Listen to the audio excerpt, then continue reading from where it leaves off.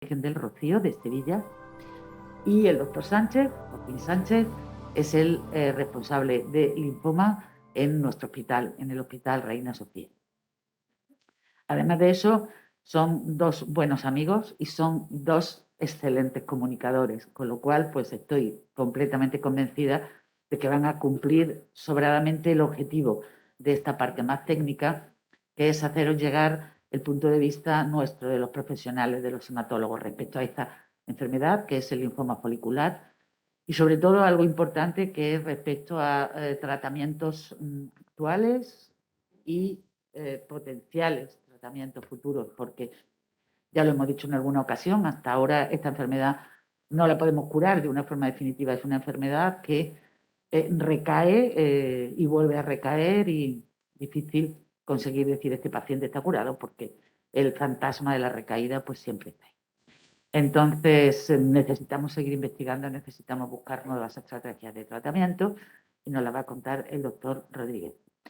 Lo vamos a hacer las dos charlas porque son muy complementarias entre sí, las dos seguidas, y luego, por supuesto, vamos a dar conjuntamente el turno de preguntas para los dos, que os animo a que participéis porque esto es una cosa que está dirigida a vosotros y a aclarar todas las posibles dudas que os surjan de lo que ellos dicen, y también otras que tengáis de cosas que no han dicho, porque tenéis una oportunidad única de poder charlar de esta enfermedad con dos auténticos expertos.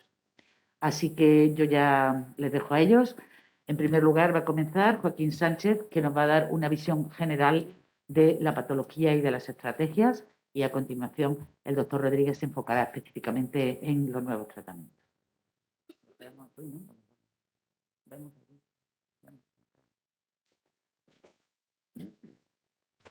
Muy buenos días a todos. Bienvenidos, muchas gracias por vuestra presencia en un día importante.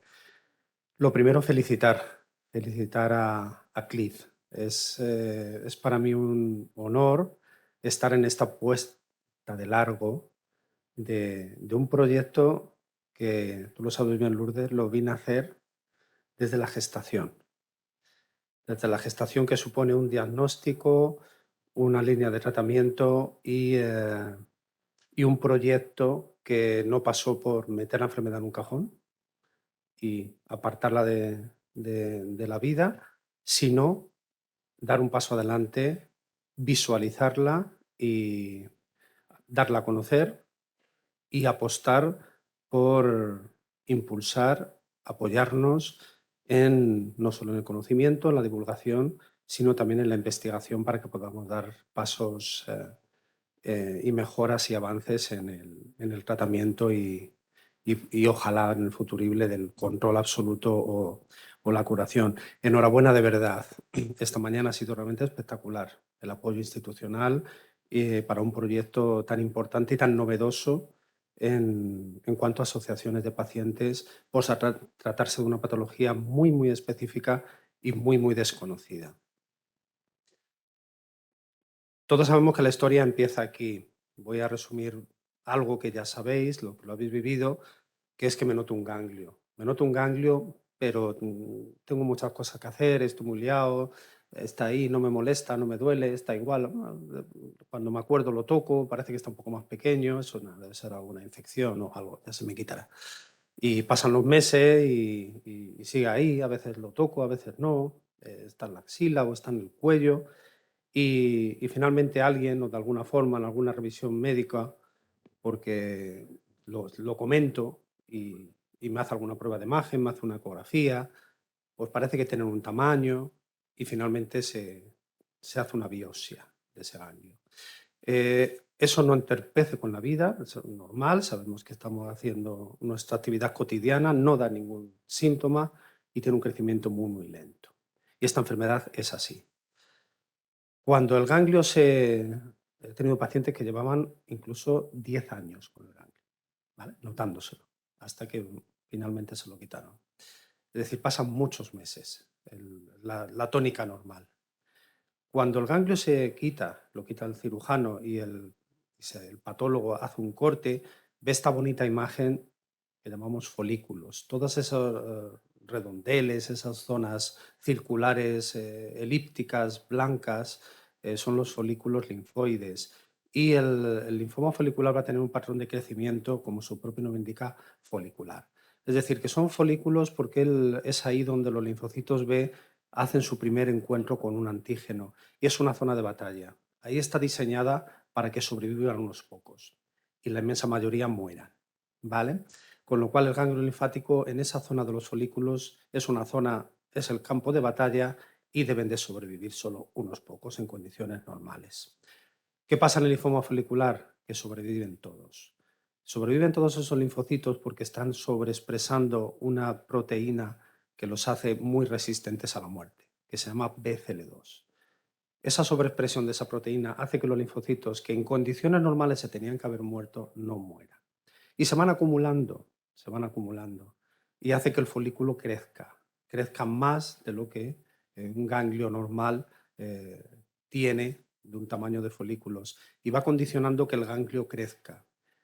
Es una enfermedad, como digo, por falta de muerte de células, no porque proliferen de una forma desmesurada o rápidamente células. Una enfermedad acumulativa, de un crecimiento lento, de unos linfocitos maduros que no han muerto después de su contacto antigénico.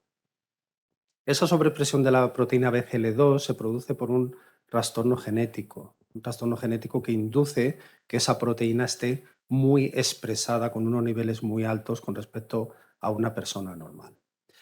Esto quiere decir que es una enfermedad de crecimiento muy, muy lento porque es acumulativa, no es una enfermedad proliferativa. Como digo, tiene una causa genética, tiene una translocación que amplifica y aumenta la expresión de BCL2, pero es una causa genética no hereditaria, es decir, ni te lo ha dejado tu padre ni se lo vas a dejar a tus hijos. Es una causa genética adquirida. Y la pregunta es ¿por qué? No sabemos, ¿vale? Ningún factor medioambiental, exposición, tóxicos, virus, etcétera, etcétera, numerosos estudios epidemiológicos, no hay ninguna agente causal concluyente, lo cual es tranquilizador, pero también es, por un lado, pero también es verdad que no podemos aplicar ninguna medida preventiva para el desarrollo del linfoma folicular. Esta es la foto de frente del linfoma folicular. Se engloba dentro de los linfomas, pero tiene unas características muy particulares. Es un linfoma frecuente dentro de las neoplasias linfoides. Aproximadamente puede suponer un 25 o un 50% de todos los linfomas no Hodgkin que diagnosticamos al año. Cuando hablamos de datos de incidencia y de prevalencia suelen ser un poco fríos, hablamos de 100.000 habitantes año, con lo cual dices, bueno, no es lo mismo que viva en un pueblo, como son menos de 100.000, igual no me toca, no. Realmente la cifra más contundente es cuántos casos se diagnostican al año en España. Se hacen estimaciones a través de las redes de Española del Cáncer, que hacen estimaciones con numerosos sitios de recogida de datos prospectivos, y podemos estimar que no menos de 1.500, 2.000 casos de linfoma folicular anual se diagnostican en España. Como digo, esto crece lento, no molesta, no te preocupas, no le das mucha importancia, con lo cual la mayor parte de los pacientes se diagnostican en un estadio que llamamos 3-4, es decir, que ya hay ganglios con un tamaño más grande de lo normal por encima y por debajo del diafragma y con frecuencia esos ganglios, esos linfocitos BCL2 positivos están infiltrando también ya la médula ósea, la fábrica de la sangre, hablaremos de un estadio 4. Distintos grados histológicos en función del tamaño que tenga la célula, los más frecuentes el estadio 1 y 2. Y como digo, es una enfermedad muy poco agresiva y tiene un patrón constante de remisiones que se alcanzan con mucha frecuencia cuando ponemos tratamiento, pero como ya se ha comentado en lo que llevamos de jornada, una tendencia a volver otra vez a crecer de forma invariable con el tiempo. La visión global es que tenemos supervivencias en torno a mínimo 10 años, dependiendo también un poco de las características del paciente. Eso es buena noticia y también es mala noticia. Es buena noticia porque es un tumor poco agresivo, tengo años por delante, pero la mala noticia es que quizás no voy a estar nunca completamente libre de enfermedad y además esta supervivencia larga nos va a condicionar mucho el tipo de estudios que vamos a hacer. De tal forma que cuando tenemos una neoplasia que tiene una supervivencia global tan larga, establecer unas indicaciones de tratamiento de la eficacia de un fármaco a largo plazo es muy difícil medirlo. Ningún estudio clínico evalúa un fármaco y mide qué ha pasado con el paciente 10 años después. Nos movemos con unos niveles de respuesta un poquito más a corto plazo, es decir, una patología que nos dificulta mucho el diseño de estudios a tan largo plazo. Como digo, está la incidencia en España de las neoplasias linfoides. Estamos lejos de lo que son los tumores sólidos más frecuentes, próstata, mama, pulmón, colon, pero sí es verdad que las neoplasias linfoides están ya dentro de las 10 neoplasias más frecuentes y dentro de ellas, como veis, en la cuarta posición está el linfoma folicular, después del difuso de células grandes, mieloma y leucemia linfática crónica. Y como veis, además, sin diferencias en cuanto a género. Como digo, una vez que ya hemos hecho la biopsia del ganglio, hemos visto ese patrón de crecimiento folicular, esa sobreexpresión anómala aberrante de BCL2, tenemos el diagnóstico hecho. Establecemos algunos datos que tenemos de características del paciente, qué edad tiene, qué afectación en cuanto a carga tumoral, si tiene muchos ganglios muy grandes, si tiene algún ganglio más de 6 centímetros de tamaño, qué estadio tumoral tiene, si la médula ósea está infiltrada o no, y le damos algunos puntos y cuanto más puntos tengas, teóricamente peor pronóstico vas a tener. Pero siempre va a ser pronóstico en cuanto a posibilidad de tener recidivas precoces, no en tanto en la supervivencia global. Ya cuando tenemos el diagnóstico de anatomía patológica como linfoma folicular, el paciente nos lo remiten a la consulta de hematología. Y ahí tenemos el primer punto de terapia. Y no hablaremos ni de inmunoterapia, ni de radioterapia, ni de quimioterapia. Hablaremos de psicoterapia. Y aunque se comentará en la última mesa y en mi charla, veréis que hay dos puntos importantes en la que lo primero que tenemos que hacer los médicos que llamamos linfoma folicular es informar y, y tratar emocionalmente en dos puntos clave, en el diagnóstico y cuando acabamos el mantenimiento, como veremos más adelante. ¿Y por qué es importante la información al diagnóstico? Porque es que algunos pacientes no necesitan tratamiento, nada más ser diagnosticados. El paciente pierde absolutamente el norte. Me acaban de diagnosticar una neoplasia, me está diciendo usted que tengo un estadio 3-4, que la médula ósea está infiltrada, pero me está diciendo que no me va a poner tratamiento de nada. Y le dices, pues sí, es una opción. Se llama esperar y ver.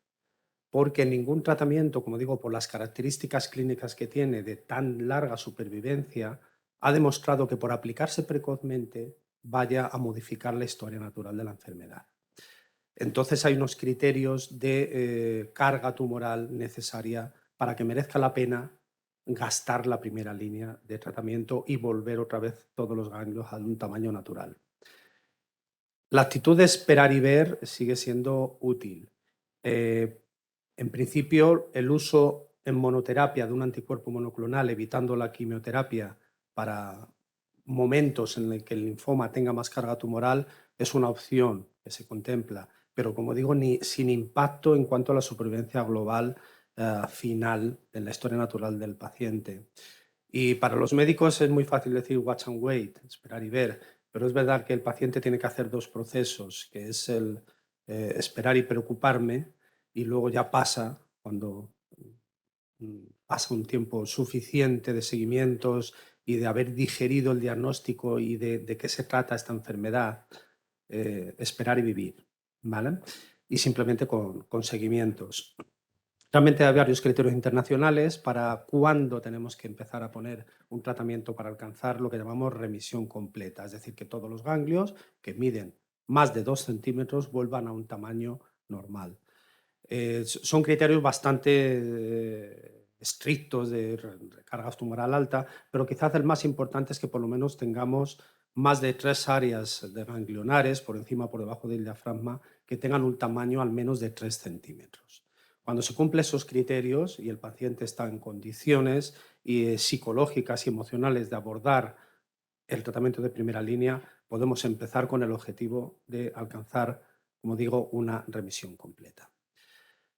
Cuando abordamos qué pretendemos cuando ponemos una línea de tratamiento en el linfoma folicular, cuando creemos que ya tiene criterios de tratamiento por volumen de carga tumoral, la remisión completa se obtiene fácil, no nos vamos a engañar. Se ha obtenido siempre muy fácil, por encima de un 80%, casi con cualquier combinación de quimioterapia o, como ya veremos, con las nuevas modalidades que tenemos, que vamos a modelos quimio-free, por encima del 80%.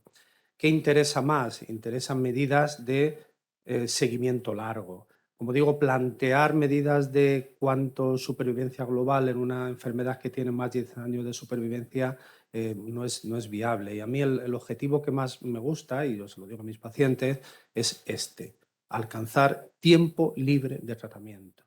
Es decir, que pase muchísimos años antes de que volvamos a necesitar otra línea de tratamiento. Para mí ese es el objetivo fundamental cuando abordo que vamos a empezar con la primera línea de tratamiento, alcanzar remisión completa, por supuesto, eso casi que se consigue en un alto porcentaje de pacientes, pero que tengamos un largo futuro por delante sin recidivas. Y esa es la eficacia, desde mi punto de vista, y creo que el doctor Guillermo también, que debemos de medir en una primera línea de tratamiento. Importantísimo también la toxicidad. Evitar toxicidad con las líneas de tratamiento. Estamos hablando de una enfermedad crónica, indolente y de comportamiento poco agresivo. Y ya sabéis los principios del primum non nocere. No podemos poner nunca un tratamiento que tenga más agresividad que la propia enfermedad. Y esto no es una cuestión baladí, porque somos hematólogos y ponemos quimioterapia. Podemos ponerla como inmunoquimioterapia. Podemos poner solo inmunoterapia. Podemos poner un anticuerpo anti-CD20 nada más. No es quimioterapia. Es tóxico. Cualquier cosa que pongamos tiene toxicidad. Y el humilde rituximab en monoterapia, bien como el tratamiento de baja carga tumoral al inicio o opuesto, combinado con quimioterapia, pues efectivamente se tolera muy bien, pero fijaros ahora mismo lo que ha pasado 2 años con la pandemia de COVID, que ha sido uno de los motivos de inmunosupresión para un COVID severo. Es decir, siempre hay que ver muy bien qué pretendemos con el tratamiento de primera línea y siempre que sea la mínima toxicidad posible para el paciente. Como digo, cuando tenemos una carga tumoral ya alta, es decir, con más de 3 áreas, con más de 3 centímetros, ahora mismo las combinaciones de tratamiento incluyen, como digo, un anticuerpo monoclonal, anti-CD20, de primera o de segunda generación, unido con combinación de quimioterapia, que puede ser el estándar CHOP, con ciclofosfamida, diramicina, vincristina, prednisona, que ponemos en linfoma difuso de células grandes, o en combinación con bendamustina en monoterapia. Para gente un poquito más mayor, con peor tolerancia a tratamientos, podemos obviar la diramicina del CHOP y emplear CVP o incluso modalidades, como he dicho, de combinación de tratamiento prolongado durante un año con un inmunomodulador por boca, por vía oral, como es lenalidomida, y consigue también unas altas tasas de remisión completa. Es decir, estamos hablando ya de resultados muy recientes de cómo conseguir una remisión completa en un linfoma sin utilizar quimioterapia, un anticuerpo monoclonal y un inmunomodulador. 6 ciclos suelen ser necesarios, es decir, el paciente tiene que parar un poco su vida normal porque va a pasar 6 meses recibiendo quimioterapia. A partir de ahí, la remisión completa, como digo, se alcanza de forma aceptablemente fácil en un porcentaje muy alto de pacientes. Iniciamos una estrategia que llamamos de mantenimiento con rituximab en monoterapia durante 2 años. ¿Qué perseguimos con eso? Retrasar y prolongar el tiempo que va a pasar hasta que necesitemos otra segunda línea de tratamiento. Este es el segundo momento que necesitamos el apoyo psicológico. Es decir, porque al diagnóstico hay que explicar muchas cosas, muchos detalles de las características peculiares de esta enfermedad, más si además no cumples criterios y te estoy diciendo que no te voy a poner nada de tratamiento, pero el otro punto importante en el que psicológicamente el paciente tiene que dar un salto cualitativo es cuando ha acabado la inducción, está en remisión completa y ha terminado el mantenimiento. La pregunta es, ¿ahora qué? Ahora a vivir a vivir. De la mano del hematólogo, de revisiones periódicas, revisiones al principio más cortas, porque vas a su lado, luego cada vez más larga, ya te vas para el asiento de atrás, y luego ya cuando pase más tiempo te escondes en el maletero y vas al hematólogo, lo sacas una vez al año o cada 2 años. Eso es buena señal, es decir, es esperar y vivir, ¿no? De momento, esta es la estrategia que tenemos actualmente. Y muchos pacientes van bien, y esa es la curva de arriba. Una vez que pasen los 24 primeros meses y el linfoma no vuelva a recrecer, las expectativas de supervivencia son muy buenas. En la gráfica de arriba amarilla, que nos podemos ir a más de 10 años una vez alcanzada la primera remisión completa. El problema lo tenemos con los pacientes, no son demasiados, en torno a un 25% de pacientes que una vez que han alcanzado remisión completa progresan y vuelven a crecer otra vez los ganglios, otra vez a un tamaño patológico y progresan precozmente, lo que llamamos progresión de la enfermedad 24 meses, en los 24 meses después de haber completado el tratamiento. Y eso es efectivamente tenemos que dar un cambio de estrategia. Es decir, a los que no recaen pronto tendremos mucho tiempo por delante y vendrán muchos nuevos fármacos para que posiblemente en la siguiente recaída las opciones que tengamos sean incluso mejores de las que disponemos en la actualidad. Sin embargo, sabemos que los pacientes que progresan precozmente tenemos que disponer del arsenal terapéutico que tenemos y ofrecer estrategias con potencial curativo. Y hasta ahora no he mencionado la palabra curación. Y existe, y eso lo sabemos, que la única modalidad actual que tenemos para que un paciente, y más paciente joven, más que ha tenido una recidiva precoz, pueda librarse de la enfermedad son modalidades de trasplante. No están indicados nunca en primera remisión, dudosamente también en segundas remisiones después de una muy larga primera remisión completa, pero es verdad que los pacientes jóvenes y más con recidivas después de un trasplante autólogo, es decir, el que se hace de la misma persona para la misma persona, pueden ser candidatos a un trasplante alogénico. Son pacientes escasos, seleccionados, jóvenes y con unos criterios de agresividad del linfoma que tienen que cumplirse y disponer de un donante que sea HLA compatible. Como veis a la derecha los resultados y por qué se habla de curación con el trasplante alogénico. Se habla de curación porque si fijáis a los 10 años las posibilidades de recaída a la derecha empleando un trasplante de un hermano relacionado o de un donante no emparentado se alcanzan plató, es decir, el paciente ya no recae, lo podemos dar por curado. No así con el trasplante autólogo que como veis a lo largo del tiempo vuelve también a tener posibilidades de recidiva. Pero hay que contrabalancear muy bien el uso y la indicación de un trasplante alogénico porque, como veis a la izquierda, tiene una mortalidad el procedimiento.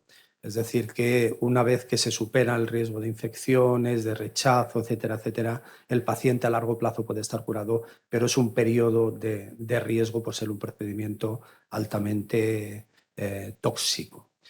Con lo cual, podemos hablar efectivamente de modalidades de segunda línea, siempre cambiando los esquemas de quimioterapia que vayamos empleando e intensificar con un trasplante autólogo si eres ya de cierta edad o un trasplante alogénico si eres joven, contrabalanceando muy bien los riesgos-beneficios. De hecho, todos los pacientes que nosotros hemos llevado a este procedimiento se ha meditado y negociado mucho con el paciente para indicarlo. Esta diapositiva se la quiero dedicar a la doctora Herrera. El doctor Cabanillas era el rey de esta bonita frase y de querer curar el linfoma folicular. Y esto es el año 97, hace 25 años ya se establecían editoriales de querer curar los linfomas indolentes, los linfomas foliculares.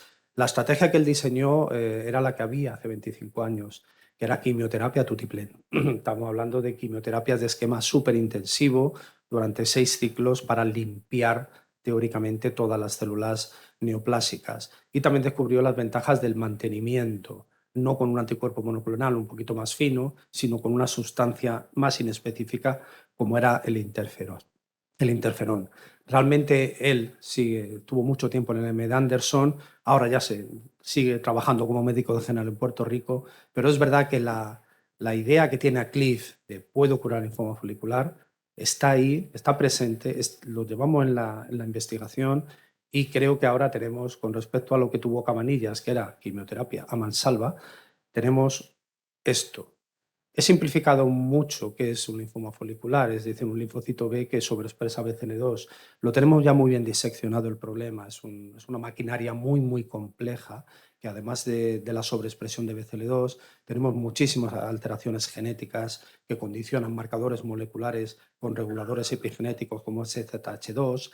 Tenemos un montón de vías de señalización alteradas que tenemos muy bien diseccionadas y muy importante también el microambiente tumoral del propio ganglio que mantiene y hace que reverbere el linfocito neoplásico.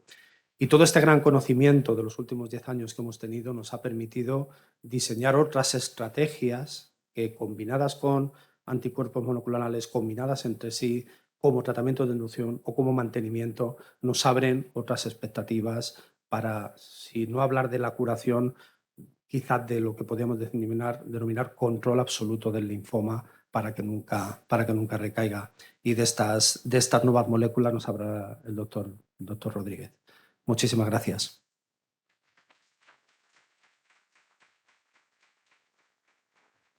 Muchas gracias, Joaquín, por esta excelente cuadro general del linfoma folicular que nos has hecho para todos, para los más expertos y también para los nada expertos. Creo que ha supuesto un primer paso importantísimo en conocer esta enfermedad. Y a continuación dejamos el turno al doctor Rodríguez, que nos va a hablar de nuevas posibilidades de tratamiento en el linfoma folicular. Cuando tú quieras, Guillermo.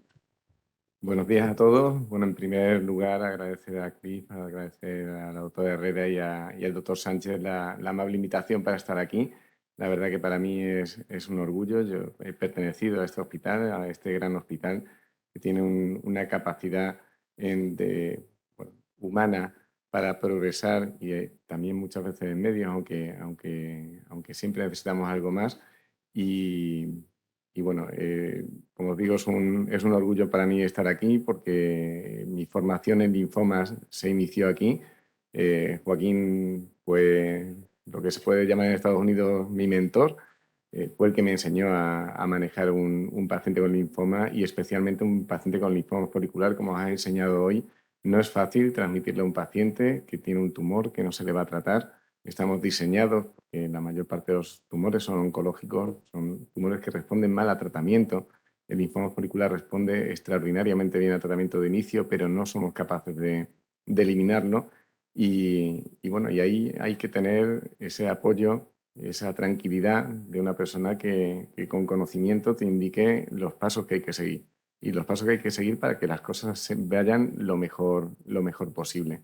Y bueno, y una de las frases que aprendí de Joaquín, aparte de esperar es vivir, que esa me la noto ahora, pero muchas veces me decía, Guillermo, es urgente esperar.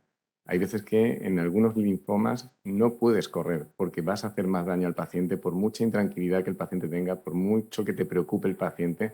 Realmente, hasta que el linfoma no tiene, el linfoma folicular, los linfomas indolentes en general no tienen un tamaño suficiente, hagas lo que hagas, lo vas a reducir a una cantidad de enfermedad residual que al final va a producir una recaída que va a ser la misma que si la tratas unos años más tarde.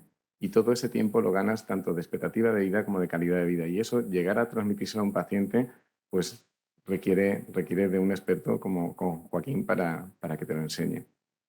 Yo voy a hacer una revisión de los tratamientos. Voy a hablar un poco de lo que ya ha comentado Joaquín, del tratamiento de esa quimioterapia mansalva que al final de los 90 se estilaba también porque se buscaba la eliminación de la enfermedad. El linfoma folicular tiene una característica y es que siempre tiene células quiescentes, es decir, células que no se están reproduciendo y a los que la quimioterapia no les afecta. Con lo que, por mucho que lo trates, por mucho tratamiento que pongas a un paciente, siempre va a crear una mínima cantidad de enfermedad que al cabo de los años te va a producir una recaída, salvo, como ha comentado también Joaquín, si realizas un trasplante alogénico. La lucha contra el linfoma folicular, en general contra la neoplasia, se empieza con radioterapia y no es hasta los años 40 con la mostaza nitrogenada y con el grueso de los fármacos que utilizamos ahora mismo para el linfoma folicular se desarrolla prácticamente en los años 50-60. A partir de ahí, pues bueno, tenemos tratamientos que son distintas familias, pero que van todas a atacar al núcleo de la célula, de todas las células, tanto de las sanas como de las patológicas. Las células en reproducción se afectan por la quimioterapia, se afecta el tumor, el linfoma en este caso, se afecta la médula ósea, por eso bajan las plaquetas, se produce anemia, se producen bajadas de defensa que pueden producir infecciones, porque la médula ósea es un tejido que se reproduce muy rápido. También se reproduce muy rápido el pelo, por eso la caída con muchas de nuestras quimioterapias, y también afecta a mucosas y por eso todos los trastornos digestivos y los problemas para el olor, para el gusto, el sabor metálico de las comidas, etc. Pero al fin y al cabo la quimioterapia afecta a eso, a las células en reproducción, porque afecta al núcleo de distintas maneras. Puede afectar directamente al ADN, puede sustituir nucleótidos unos por otros, puede afectar a las enzimas, a las proteínas que reparan el ADN, o puede afectar a los agentes antimicrotúbulos al momento en el que la célula se está reproduciendo y está separando los cromosomas. Son distintas familias de quimioterapia, pero que tienen el mismo objetivo, que es el núcleo de la célula. Y cuando la damos, realmente suelen ser tremendamente eficaces. Es decir, con 1 o 2 ciclos de tratamiento, si veis aquí a la izquierda, es el número de células del paciente y abajo el tiempo desde el tratamiento. Cuando ponemos un primer ciclo de quimioterapia, el paciente deja de tener síntomas en general, muchas veces desaparecen completamente las adenopatías e incluso con 3-4 ciclos de tratamiento en el PET muchas veces ni siquiera son visibles. A partir de ahí, entramos en una cantidad de células que no somos capaces de controlar. Sabemos que el paciente, como sabéis, se llama remisión completa, es decir, el paciente tiene la enfermedad controlada porque hasta el nivel de detección que tenemos con nuestros medios actuales no somos capaces de ver la enfermedad, pero sabemos que debe haber enfermedad residual y por eso lo que comentaba Joaquín de alcanzar 6 ciclos de tratamiento, porque hay que consolidar esa respuesta de la enfermedad, aunque no la veamos, para intentar llevarla a un nivel de células cero. Eso en el linfoma folicular no somos capaces de hacerlo. En los linfomas agresivos sí, pero en el linfoma folicular siempre queda una mínima cantidad de enfermedad y esa mínima cantidad de enfermedad, al cabo de los años, esta curva es muy inclinada, realmente es una curva muy lenta, es una curva logarítmica, es muy plana y al final, cuando ya hay un número suficiente de células, cuando pasan ya muchos años normalmente, se produce la recaída y en ese momento se vuelve a tratar el linfoma folicular y se vuelve a controlar en la mayoría de los casos. Eso nos ha permitido que de una expectativa global de supervivencia de unos 11 años, con el mayor conocimiento, manejo de la quimioterapia, subiera en los años 90 como a 18 y a día de hoy no sabemos cuál es la expectativa de vida porque la mayor parte de los pacientes que se han diagnosticado del año 2000 para acá continúan vivos y continúan con tratamiento. Tratamiento o una actitud de esperar y ver, porque los tratamientos suelen ser actualmente puntuales. Y esto previsiblemente esté mejorando porque seguimos añadiendo armamento al arsenal terapéutico que tenemos. Y bueno, después de todas las quimioterapias que se fueron desarrollando en los años 50-60, se añadieron algunas más en los últimos 30 años, pero realmente el cambio fue rituximab. Rituximab, como podéis ver ahí, es una proteína, es un anticuerpo. Es como los anticuerpos que hacemos con el coronavirus, pero hecho en un laboratorio. Hecho en un laboratorio con una bacteria que es un Escherichia coli, una bacteria muy sencilla a la cual le metemos una información genética para que fabrique esos anticuerpos. Después, ese anticuerpo, que es un anticuerpo diseñado con la carga genética que nosotros queremos para que vaya dirigido contra el CD20, que es una proteína del linfoma, lo añadimos a la inmunoquimioterapia y con eso, si veis en esta gráfica, esta es la supervivencia libre de progresión. Estos son pacientes que no recaen, ¿de acuerdo? Después del tratamiento. El tratamiento empieza en el 0 en el lado izquierdo y si os fijáis, aunque no parece que haya una diferencia enorme en la gráfica, la curva azul, la curva de arriba, que es la que combina la quimioterapia con el rituximab, es mucho más plana. ¿Qué consigue esto? Pues que a los 4 o 5 años los pacientes que recibían quimioterapia ya habían recaído la mitad de ellos y, sin embargo, cuando añadía rituximab y el mantenimiento, con rituximab esa expectativa de supervivencia libre de progresión, es decir, pacientes que no recaen, más de la mitad de los pacientes que se habían tratado tardaban 10 años, entre 9 y 10 años en recaer y la otra mitad se espera que recaigan en los años siguientes, pero cuanto más tardía es la recaída, mejor se maneja. Ay, perdón. Me he ido de aquí. Esto fue algo que aprendí también con Joaquín. Cuando tú diseñas un protocolo para un linfoma, especialmente el folicular, que tiene muchas líneas de tratamiento, tienes que plantearte con qué lo vas a tratar en primera línea. Hay distintos esquemas de tratamiento que podemos seleccionar en función de las características del paciente. Cuando ese paciente, en la mayoría de los casos, después de los 24 meses, reaparece la enfermedad, vuelves a tratarlo y normalmente a día de hoy vuelves a tratarlo con esquemas de quimioterapia. Son esquemas que son complementarios. Si utilizas uno al principio, pues normalmente utilizas el otro en la siguiente línea de tratamiento. Te puedes plantear, como decía Joaquín, hacer un trasplante autólogo, que es más quimioterapia, es decir, el trasplante autólogo, como que el trasplante suena a que te ponen células de otra persona o que te cambian células de tu cuerpo de sitio. Realmente el trasplante autólogo es quimioterapia a dosis muy alta, la vamos a ver ahora. Y en caso de recaída tenemos esquemas de quimioterapia de distintas familias, en este caso platino, para poder atajarlo. Eso es lo que hemos hecho y eso es lo que hice yo en 2008 cuando llegué aquí. Es lo que teníamos disponible. Eran quimioterapia sobre quimioterapia de distintas familias, distintas formas de atacar al núcleo, pero siempre lo mismo y con una toxicidad que se iba añadiendo. Por suerte tenemos nuevos tratamientos, que es lo que os voy a mostrar a continuación. Lenalidomida, rituximab, la terapia CAR-T y el trasplante alogénico, como ha comentado Joaquín. Antes de eso voy a revisar lo que hacemos con el trasplante autólogo, como os comentaba. Creo que esto se ha parado un poquito. Ahí está. El trasplante autólogo lo que busca es dar quimioterapia a dosis más altas para que llegue a más concentración, a más sitios y deje la mínima cantidad de enfermedad posible. Y lo utilizamos cuando la respuesta al tratamiento de quimioterapia convencional menos agresivo es corta. ¿De acuerdo? Y lo que buscamos es dar ciclos intensivos de forma que las células de la enfermedad, que aquí están puestas en amarillo, pues tengan una recuperación, digamos, más lenta de la que tiene la médula ósea. Es decir, vamos dando ciclos de tratamiento cada 3 semanas normalmente. La médula ósea, como podéis ver en las células moradas de abajo, se recuperan de forma mucho más rápida que los linfocitos. Y finalmente llegamos a un momento en el que hay células madre que pueden regenerar las células sanguíneas y cada vez menos cantidad de linfocitos de la enfermedad en la sangre periférica. Durante este procedimiento de tratamiento utilizamos factor de crecimiento, que es el mismo factor que los que habéis recibido tratamiento, pues se utiliza para mantener las defensas a raya. Y con ese factor de crecimiento lo que hacemos es conseguir que las células madre de la médula ósea salgan a la sangre.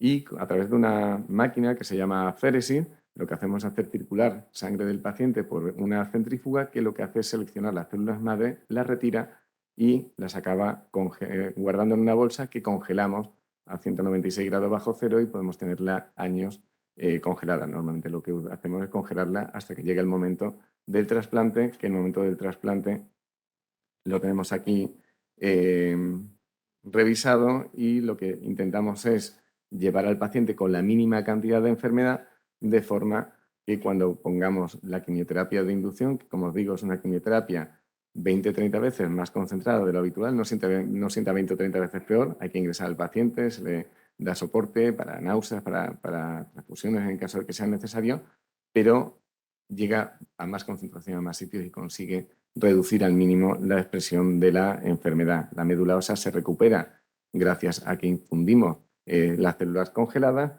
y la finalidad es que no quede enfermedad. Por desgracia, en el trasplante autólogo sigue quedando una mínima cantidad de enfermedad y esa mínima cantidad de enfermedad producirá una recaída a medio largo plazo.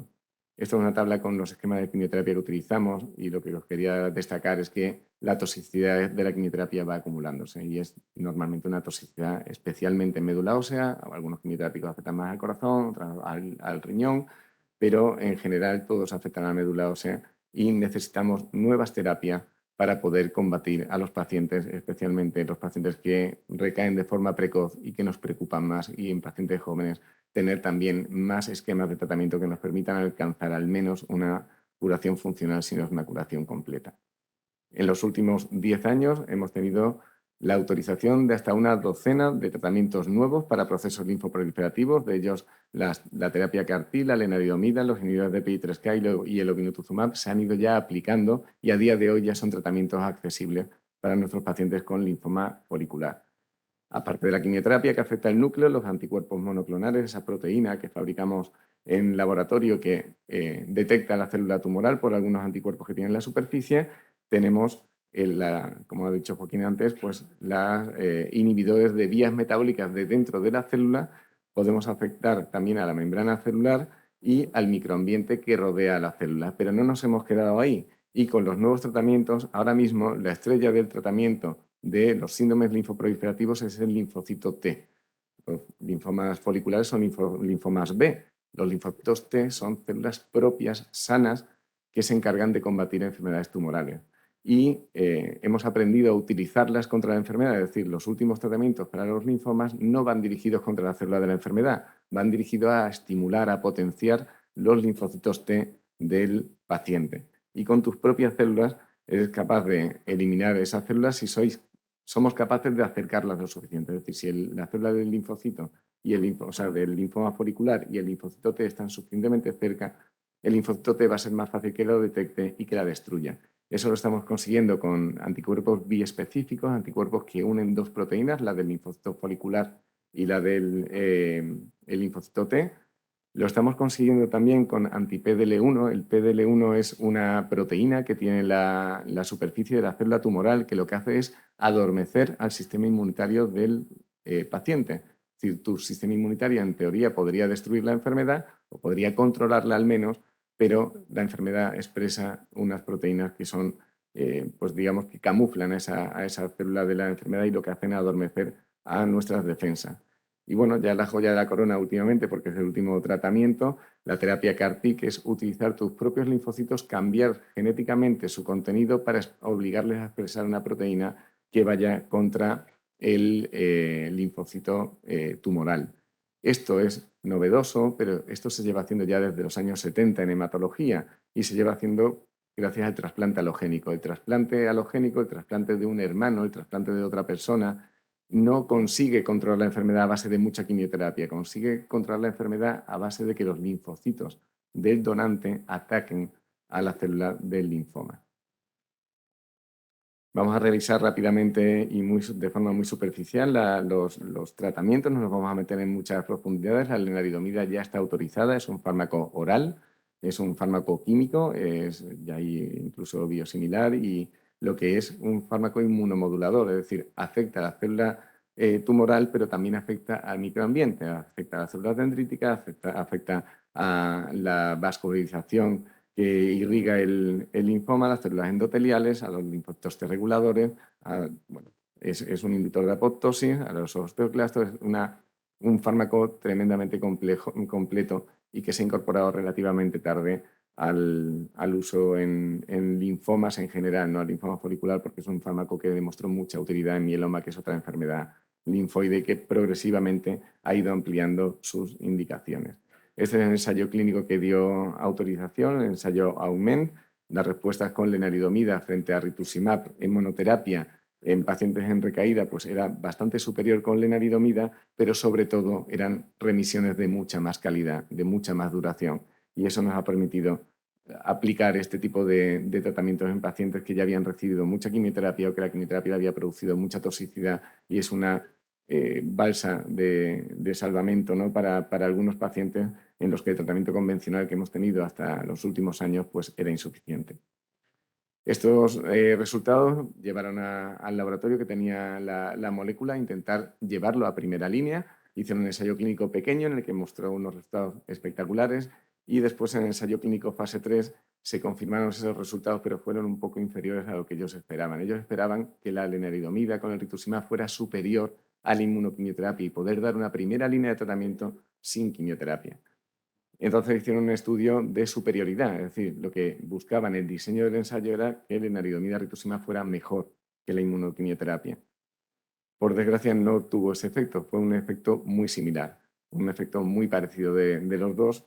Como el diseño no era de no inferioridad, pues realmente no llegó a tener autorización en primera línea, pero lo podemos utilizar en situaciones de recaída y, como os digo, es un buen arma para evitar esa toxicidad de la quimioterapia que tanto hemos comentado. Como todo en el linfoma folicular, y esto es una diapositiva que presentó Nathan Fowler, todo es muy largo y por eso iniciativas como Eclipse son importantes, es decir, hay que poner mucho esfuerzo y esperar mucho tiempo a tener resultados. Desde que tú diseñas un ensayo hasta que tienes resultados pueden pasar 8, 9, 10 años. Muchas veces eso, incluso para la industria farmacéutica, puede ser un obstáculo porque va a pasar la patente. De hecho, lenalidomida fue una apuesta de Celgene en el linfoma folicular porque la patente, de hecho, ya ha caducado y estamos hablando que estos resultados se presentaron en 2018. Hubiera tenido, nada, 2 años de comercialización convencional, pero fue una apuesta para intentar mejorar el linfoma folicular y eso también se agradece. Por otro lado, tenemos los inhibidores de PI3K, también son proteínas. El PI3K es una proteína interna del linfocito que si la bloqueamos reducimos su crecimiento. Aquí podéis ver una gráfica en la izquierda el tamaño de los ganglios y en la parte de abajo el número de pacientes. Como podéis ver a la izquierda un pequeño número de pacientes progresa el tratamiento, la mayoría conservan el tamaño, lo reducen de forma discreta o lo reducen de forma marcada. Son tratamientos que no son como la quimioterapia que habéis visto al principio, que hace una reducción marcada de inicio de la enfermedad. Lo van reduciendo progresivamente y sobre todo los mantiene a raya durante muchos meses.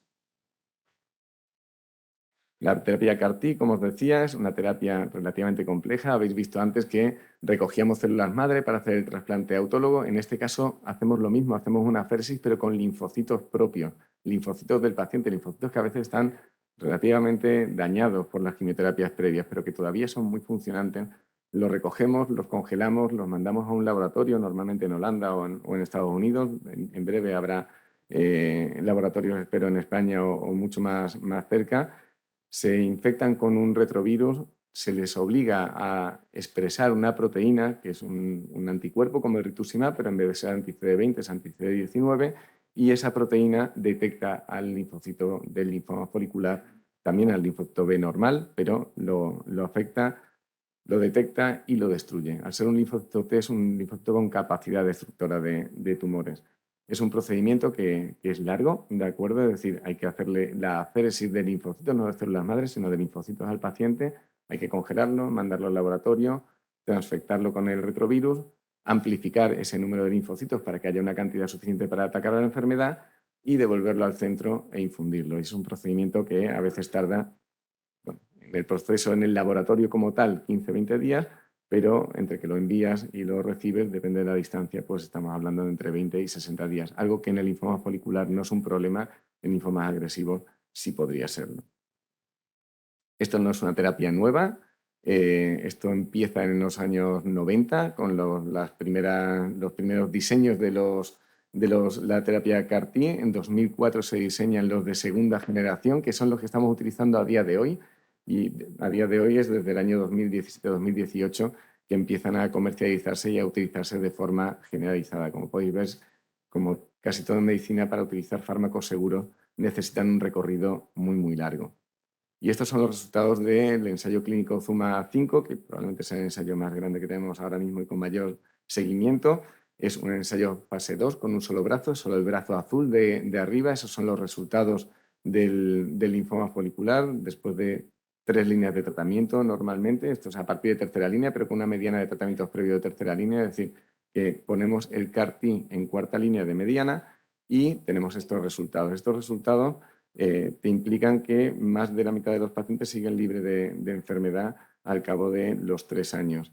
No tenemos un seguimiento suficiente, no sabemos si el CAR-T va a curar la enfermedad. Si esta parte última que os señalo, que es plana, sigue siendo plana, podremos pensar en una curación a través del CAR-T, pero a día de hoy no lo tenemos. A día de hoy la única curación que conocemos es con el trasplante alogénico, como también comentó antes Joaquín. El trasplante alogénico, cogemos células progenitoras, células madre y se las sacamos a un paciente a un donante para infundírselas a un paciente. Siempre pensamos en las células madre o en la médula ósea, pero la médula ósea lleva células progenitoras, células que van a fabricar todas las células de la sangre, que son estas moraditas, y van a tener linfocitos T, que van a replicarse siendo el donante, se van a replicar en el organismo del paciente y van a atacar a las células del linfoma folicular. Por desgracia, también van a atacar al resto del organismo y van a producir un rechazo. Y ese rechazo lleva pues, necesidad de inmunosupresión, posibilidad de infecciones y bueno, pues una mortalidad asociada al procedimiento que a veces no es desdeñable y que además es una mortalidad en el primer año habitualmente, con lo cual es un esquema, es un tipo de tratamiento que solemos reservar como última opción, aunque es el único curativo, pero también es el menos seguro, digamos, ¿no?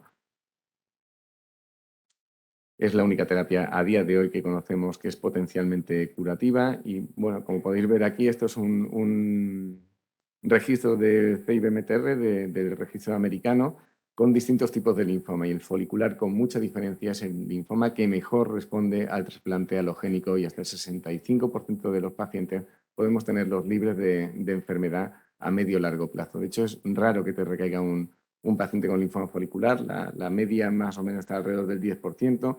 Todos los demás pacientes que no están en esa gráfica, ese 35% que no llega a estar en esa gráfica, son pacientes que no superan el trasplante por otros motivos.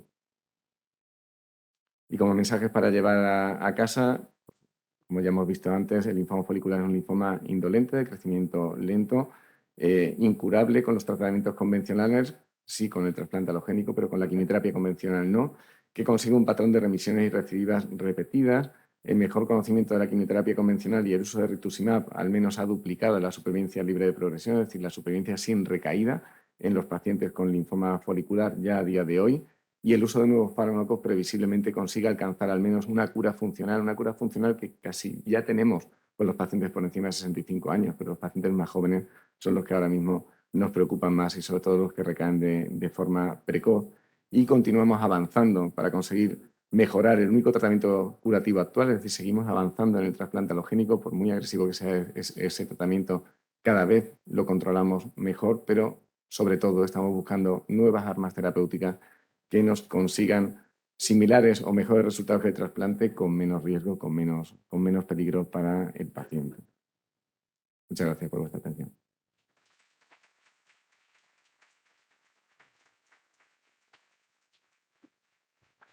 Muchas gracias, Guillermo, por tu visión de todos los nuevos tratamientos, los actuales y los que pronto vamos a tener disponibles. Y ahora viene quizá la parte más importante de esta mesa redonda, que es la mesa redonda científica, luego es la vuestra, la de cómo vivís con este problema. Pero ahora tenemos un poco la oportunidad de oíros. A mí me encantaría que esta parte fuera muy, muy abierta, que consultéis cualquier idea, cualquier duda que os haya surgido de estas dos charlas expertas de Joaquín y de Guillermo, y también, bueno, pues un poco vuestras reflexiones respecto a esto o cómo lo veis, ¿no? Me encantaría que, por favor, os animéis a participar. Esta es vuestra asociación y esta es vuestra reunión. Así que adelante, me gustaría oíros.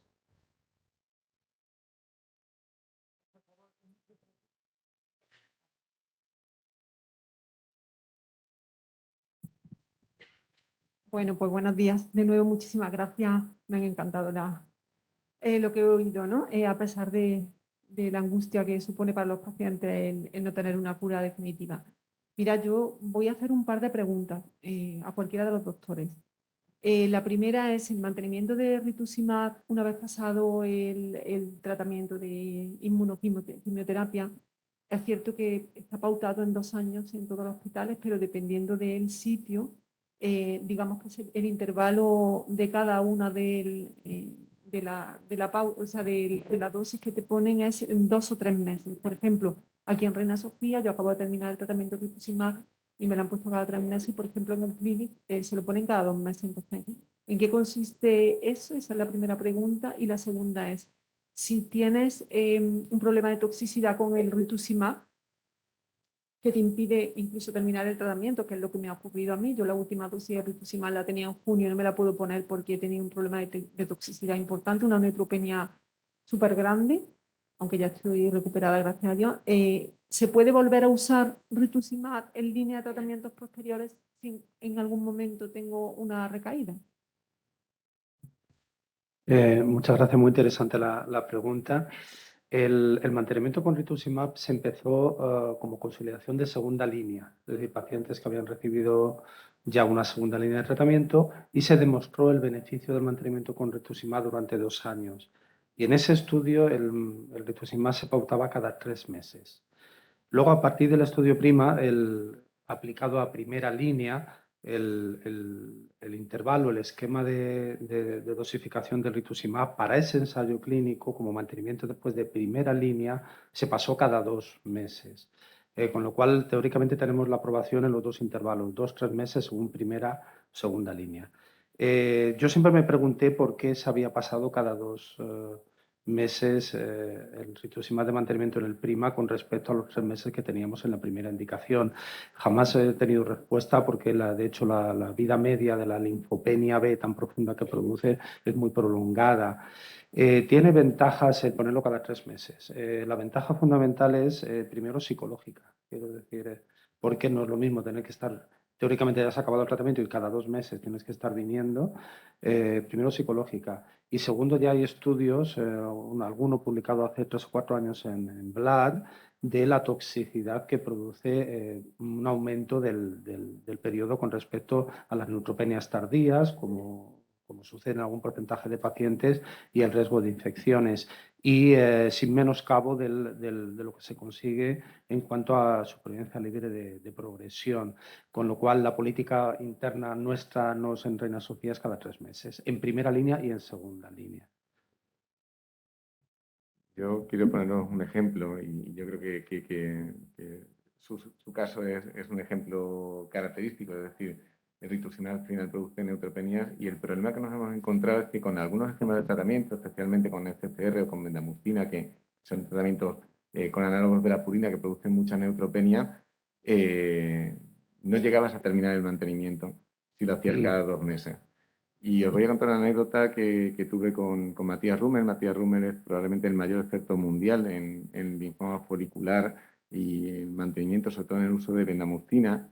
Él publicó en ASCO, en un congreso de oncología, pues los resultados de un fase 2 randomizado en el que en vez del linfoma folicular, pues el linfoma de la zona marginal, que es un primo hermano, el mantenimiento cada 2 meses en primera línea. ¿De acuerdo? Entonces, bueno, nosotros ya llevábamos mucho tiempo haciéndolo en Reina Sofía y, bueno, pues de bien enhorabuena porque es un linfoma en el que no había demasiada investigación. Y hablando con él, me preguntó, bueno, ¿y cómo te ha ido? Digo, pues la verdad que bien, digo, pero produce neutropenia y especialmente después de bendamustina. Yo lo pongo cada 3 meses porque cada 2 en muchos pacientes no soy capaz de hacerlo. Todos los ensayos clínicos están hechos cada 2 meses. Y él me dijo, yo hago lo mismo en la práctica clínica habitual. Claro, no me lo podía creer. Digo, vamos a ver, no ha publicado nada cada 3 meses, ¿no? Que sí, pero es que lo mismo que tú ves lo veo yo en la consulta. Lo que pasa es que tú te tienes que basar en un ensayo clínico previo para hacer el siguiente. Y por consenso era imposible poner el rituximab cada 3 meses, aunque en segunda línea, como decía Joaquín, se ponía. Entonces, al final, aunque el diseño de los ensayos clínicos está encorsetado, nuestro papel como facultativos es adaptarnos a la realidad del paciente y actuar de la manera. Y 2 personas que no se conocían de nada y que veían muchos linfomas, él muchos más que yo, y es una figura mundial, pero habíamos llegado a la misma conclusión y lo hacíamos de esa manera. ¿Asumes un riesgo de que hay menos eficacia? Pues realmente, como dice Joaquín, hay estudios que te lo sustentan y sobre todo la farmacocinética del rituximab te decía que cada 3 meses tenía un nivel suficiente. ¿Por qué se pasa cada 2? Todos pensamos que, bueno, que realmente intentaron mantener un mayor nivel de fármaco y que eso además pues, iba a redundar en un mayor número de dosis del fármaco en el esquema y asegurarse de que eso iba a tener mejores resultados, pero es que no era necesario y por eso en unos centros pues se restringen exclusivamente al ensayo y en otros centros pues lo hacemos en función del paciente, en función de protocolos acordados. El problema es que no todo está escrito en medicina y la redacción de los protocolos tiene que ser consensuada y en base muchas veces a experiencia personal. No puedes inventar cosas, pero como en este caso, creo que es un acierto. Es decir, ponerlo cada 3 meses y si el último hemos tenido que retrasarlo por neutropenia, más a favor de haberlo puesto cada 3 meses en este caso. La segunda pregunta era eso, o sea, yo el último ciclo ni siquiera me lo he podido dar porque efectivamente, de hecho yo no lo entendía, yo no entendía que de repente tuviera ahora una neutropenia mucho más grave que la que tuve cuando terminé bendamustine. Entonces ya pues la doctora me lo explicó, me dijo que son neutropenias tardías, toxicidad al rituximab y que se suele dar más, como bien habéis dicho o habéis comentado, con la combinación de bendamustine en vez de con la combinación de CHOP, ¿no? Pero claro, mi pregunta es, yo no me he podido terminar el mantenimiento, el último lo tenía en junio, pero bueno, ya parece que no lo voy a tener. Entonces, si de nuevo yo vuelvo a necesitar utilizar rituximab de aquí a 1000 años, ojalá pasen muchísimos años, ¿podré utilizarlo a pesar de haber tenido esta toxicidad y este problema de neutropenia que he tenido? Sí, Sin sin duda, problemas. sin Es duda. decir, la combinación con revenda en inducción se tolera muy bien, ¿sabes? Saca el pelo, no da vómitos, ¿no? Pero es verdad que produce una inmunosupresión prolongada. He tenido pacientes que hemos tardado casi un año en poder empezar el mantenimiento, hasta que hemos tenido una cifra de linfocitos suficientemente segura. Una vez que ya la médula ósea descansa, la dejamos de castigar con anticuerpos monoclonales y pasa el efecto de la bendamustine, yo veo la recuperación absoluta del hemograma, normalización, y eso da pie a que si en un futuro se necesita rituximab o afortunadamente además ya tenemos otros anticuerpos monoclonales, se puedan poner sin problemas. Gracias. ¿Alguna otra pregunta de la audiencia? Sí, Adela. Hola, muchas gracias, la verdad que me ha encantado ambos, así que felicitaciones lo primero. Como pacientes realmente esto sí que te parece, bueno, pues súper interesante obviamente. Mi pregunta es del trasplante halogénico porque obviamente sabes que está ahí, ¿no? Y a veces en mi mente pienso, ¿y por qué no me hacen un trasplante halogénico ya? Porque si al final, mm, aunque tenga X años de vida, mm, pues la enfermedad probablemente puede ser que acabe pues, falleciendo por esto.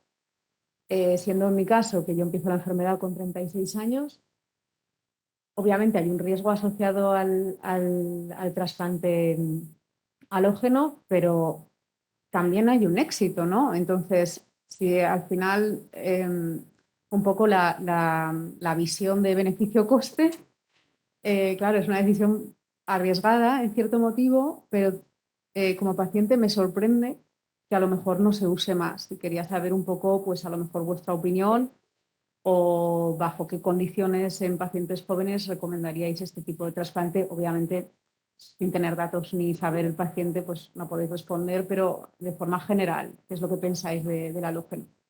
Gracias. Bueno, es muy buena pregunta y, lógicamente con los datos que hemos presentado es más que razonable. El problema es que no puedes ver el trasplante como éxitos, nada más. Es decir, el trasplante es muy complejo y el trasplante, pues como veíamos en la gráfica, pues prácticamente pierdes un tercio de los pacientes durante el primer año, prácticamente. Después hay algún paciente que no lo supera, pero un paciente que tiene una posibilidad de supervivencia de más del 90% en los siguientes 4 años, incluirlo en un trasplante halogénico y perder nada más de inicio un tercio de los pacientes, ya te echa para atrás. Después tenemos la siguiente parte. Prácticamente un tercio de los pacientes que sobreviven van a estar con una segunda enfermedad, que es el rechazo continuo de los linfocitos contra tu cuerpo. Y otro tercio pues van a tener un rechazo más leve. Y el otro tercio pues van a estar, como tú y yo, vamos a estar completamente asintomáticos, ¿no? Después tienes inmunosupresión a largo plazo, posibilidad de tumores secundarios, posibilidad de infecciones durante gran parte de tu vida. Si tienes enfermedad de contra huésped, es decir, rechazo de los linfocitos del donante contra tu cuerpo, va a estar con inmunosupresores continuamente. Eso facilita infecciones y facilita segundos tumores. Claro, a muy largo plazo te impone también, porque hemos vivido muchas cosas con el trasplante halogénico, hemos vivido rechazos muy duros y pacientes que no lo han superado, y especialmente en pacientes jóvenes no te puedes permitir la licencia de hacer más daño que beneficio. Y el trasplante a día de hoy es mucho más arriesgado que cualquier otro esquema de tratamiento, salvo en pacientes en los que sabemos que no van a ir bien. Es decir, el paciente que recae en los 24 meses posteriores al tratamiento, sabes que es un paciente que tiene el doble de mortalidad que el paciente normal. Es decir, a 5 años, el 90% de los pacientes que no han recaído, 94 o 95 pacientes de los pacientes que no han recaído en los primeros 24 meses siguen vivos y la mayoría sin enfermedad además. Pero es que los que han recaído en los primeros 24 meses, la mitad han fallecido en los primeros 5 años. Ahí te la juegas. Ahí sí te da igual los riesgos. O sea, siempre el beneficio del trasplante va a ser mayor. Pero si tú pones los riesgos de la quimioterapia y los riesgos del trasplante es que no tienen color. Ya solo pueden tener color, solo pueden ser comparables cuando la eficacia de la quimioterapia va a ser muy poca. Si yo me añadiría algo, lo que acaba de decir Guillermo es así, evidentemente no se puede hacer un tratamiento que sea más daño que el potencial beneficio que se va a conseguir, aunque ese beneficio sea la curación. Pero la reflexión respecto a esto a mí me parece que es muy importante y es la que yo quiero hacer ahora. El trasplante cura el linfoma folicular. Problema, tiene una toxicidad inasumible para una persona que está al principio de la enfermedad. Va a hacer todavía remisiones largas. Pero la realidad de curación está ahí. Y la realidad de curación es a través de inmunoterapia. Guillermo lo ha explicado muy bien antes. El trasplante autólogo es una quimioterapia muy alta dosis y un rescate con células propias. Pero el halogénico no es eso. El halogénico no cura con el acondicionamiento. El halogénico cura con las células del donante, que es un sistema inmune T, células T, nuevas. Vale. Problema, la toxicidad. Pero ¿cuál es la reflexión? Y eso a lo que os invito, porque esa es la reflexión interesante del asunto. ¿Y si consiguiéramos hacer esa inmunoterapia sin toxicidad? ¿Verdad que sí? Esa sería la solución a lo que tú propones, Adela. Oye, ¿y a mí por qué no me trasplantan? Claro, no te trasplantamos por la toxicidad. Pero ¿y si consiguiéramos hacer eso sin toxicidad? ¿Verdad? Muy bien. Esas son las líneas de investigación en la actualidad. La inmunoterapia. En este tumor quizá de una forma paradigmática, pero en todos los tumores hematológicos caminamos hacia la inmunoterapia, porque tenemos mucha experiencia de trasplante halogénico desde hace muchísimos años. Los primeros trasplantes halogénicos se hicieron en los años 50 del siglo pasado y los primeros con éxito en los años 70. Pero fijaros de todos los años que estamos hablando. Problema del trasplante halogénico. La gente se muere de trasplante. Se llama así. Se llama MRT, mortalidad relacionada con el trasplante. Este paciente, ¿de qué se ha muerto? Se ha muerto de trasplante. ¿De acuerdo? Luego, entonces, si conseguimos separar la capacidad del injerto halogénico, es decir, de los linfocitos T del donante, si conseguimos separar esa capacidad de matar tumores de la toxicidad del trasplante, ese será el éxito. Y por ahí es por donde hay que ir. Y por ahí es por donde está yendo la investigación hasta ahora mismo.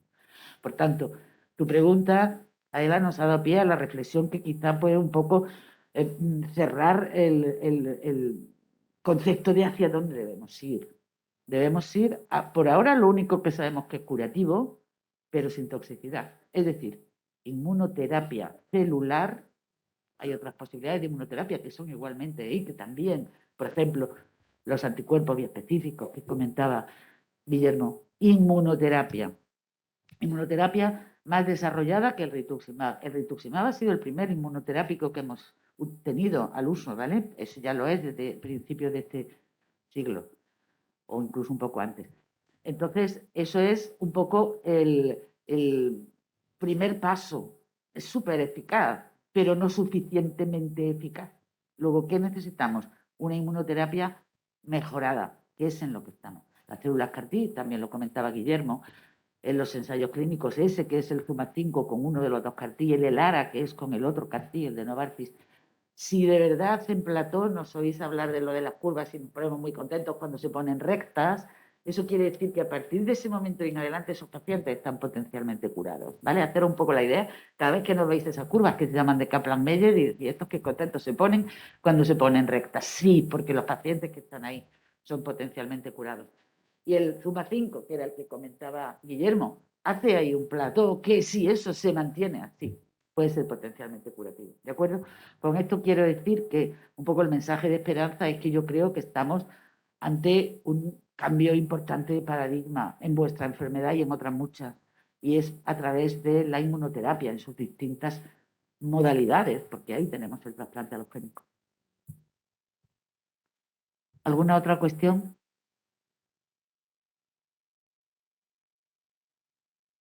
¿Cómo vamos de hora? Vamos de hora mal, así que... Pero me parece que hay una cuestión por ahí. Vamos a dejar, por supuesto, a nuestro público que comente todo lo que quiera. Mi nombre es Isabel y en este caso es mi marido y él ha tenido una recaída. Mi pregunta es, ha tenido una recaída a los 9 años y se le ha puesto en 4 semanas el rituximab. ¿Eso qué porcentaje, podéis contestarme, va a alargarle la progresión de la enfermedad? Fue el año pasado y durante 4 semanas le pusieron el ritu, extirpado un 95% de una adenopatía que tenía de 2 centímetros en el pericardio. Las recidivas, cuanto más tarde mejor. Y Ha sido a los 9 años. Es bueno, cuanto más tarde mejor. Y cuanta menos carga tumoral tengan, mejor. Y pues estupendo. Quiero decir, de hecho, la necesidad incluso de muchas veces en la recaída podemos aplicar otra vez esperar y ver, esperar y vivir, o efectivamente dar un poquito, un paso como puede ser el rituximab en monoterapia, se suelen controlar bien. No es, lógicamente depende de muchos factores, pero solo la duración de la primera respuesta y la baja carga tumoral al principio condicionan se prevé otras segunda duración, una segunda remisión de duración también Sí, larga. Larga, ¿no? Vale, muchas gracias. Realmente en este caso el tema es que te quedas un poco con el sinsabor bueno, he quitado el ganglio, pero los linfomas no se quitan ninguno con cirugía. Consolidar con radioterapia esa zona y más en pericardio no es razonable y sabemos por estudios en baja carga tumoral en pacientes en primera línea, la mayoría, que la consolidación con rituximab alarga el tiempo hasta la reaparición. Eso es algo que trasladamos a segunda línea, no tenemos una cifra exacta, pero sabemos que es lo mejor posible para este caso, es lo que hablábamos antes. Muchas veces hay preguntas no resueltas en algunas circunstancias. Esta circunstancia es muy favorable, una recaída bastante tardía y con muy poca carga tumoral. Lo que se ha intentado es consolidar al máximo para que la recaída vuelva a ser lo más tardía posible.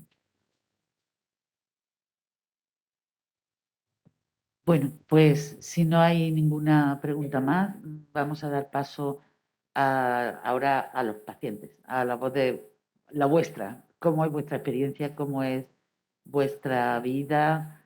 Y sí, es eso, ¿no? No me estoy yo saltando el guión, ahora es eso. Ah, perfecto. Y luego ya a continuación. Muy bien. Pues entonces, después del descanso, sí que vamos a tener una mesa redonda de pacientes a la que se unirá un psicooncólogo experto en pacientes hematológicos, que es el que trabaja con nosotros en el Hospital Reina Sofía, que es Carlos Hortelano, que está por aquí. Así que en 15 minutos nos volvemos a ver.